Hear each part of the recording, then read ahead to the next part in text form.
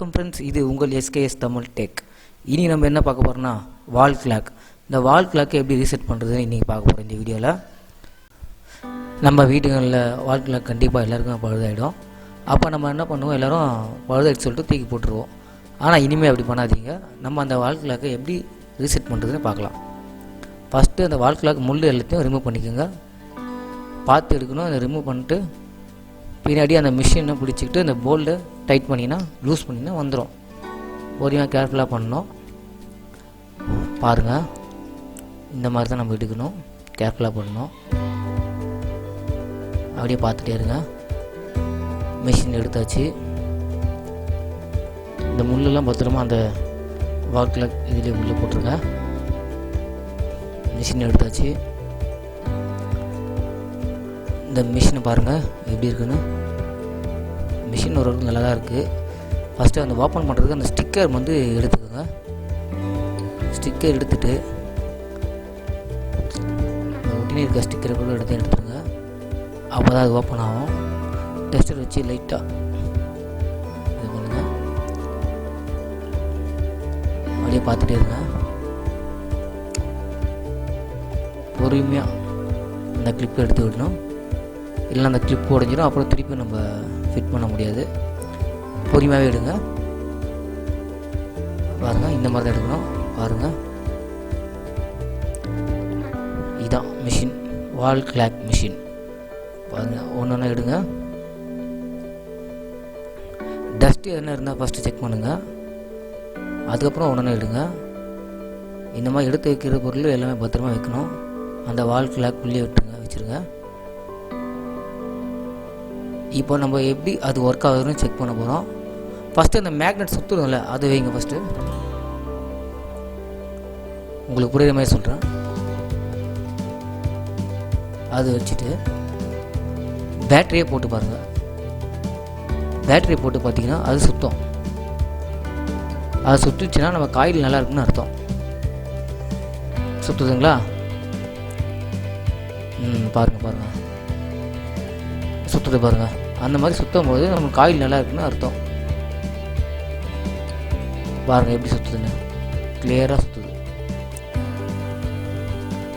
நல்லா இருக்குது. இதான் நம்ம ரீசெட் பண்ணோம்.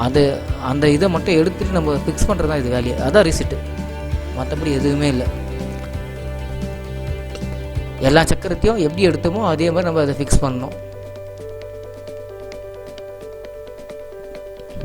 அதே மாதிரி ஃபிக்ஸ் பண்ணுற பாருங்கள் எப்படி.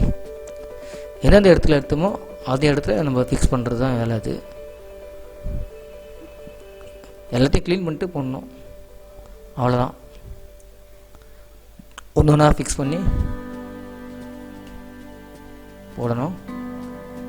அப்படி பாருங்கள்.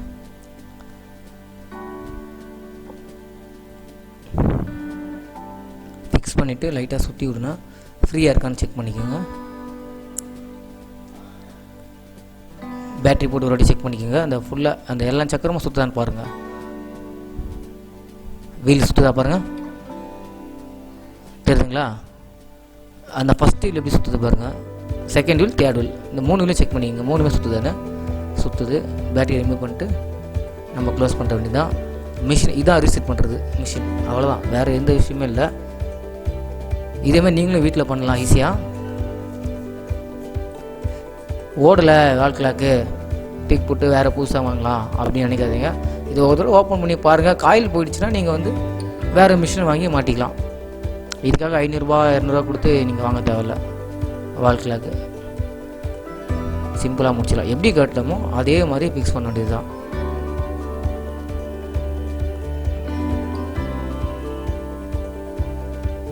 பாருங்கள், அதே தான். எப்படி கட்டணுமோ அதே மாதிரி ஃபிக்ஸ் பண்ணுறது தான்.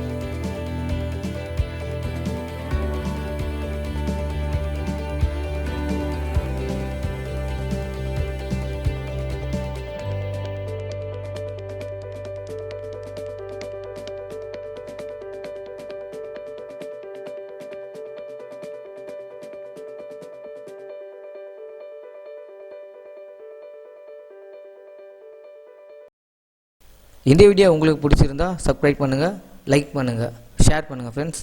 வணக்கம். மீண்டும் இதே மாதிரி ஒரு நல்ல வீடியோ நம்ம பார்ப்போம். தேங்க்யூ.